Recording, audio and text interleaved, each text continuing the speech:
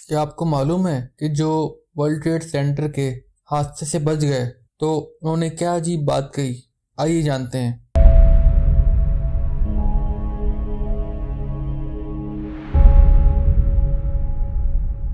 जो लोग world trade centre उस दिन नहीं पहुंच सके 11 सितंबर को, उनके ये रीजन थे। एक औरत ने कहा कि मेरी घड़ी में अलार्म नहीं बज सका जिसकी वजह से मैं वर्ल्ड ट्रेड सेंटर नहीं पहुंच सकी। एक ने कहा कि मैं रोड पर ट्रैफिक की वजह से इतना फंस गया था कि मैं जा नहीं सका। एक ने कहा कि मेरा रोड एक्सीडेंट हो गया था जिसकी वजह से मैं वर्ल्ड ट्रेड सेंटर नहीं पहुंच सका। एक ने कहा कि मेरी बस मिस हो गई थी जिसकी वजह से मैं नहीं पहुंच सका।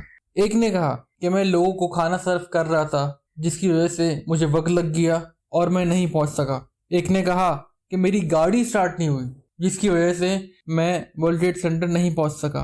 एक ने कहा कि मेरी यहाँ बेटे की विलादत हुई थी जिसकी वजह से मैं नहीं पहुंच सका। एक ने कहा कि मुझे टैक्सी नहीं मिली थी जिसकी वजह से मैं नहीं पहुंच सका।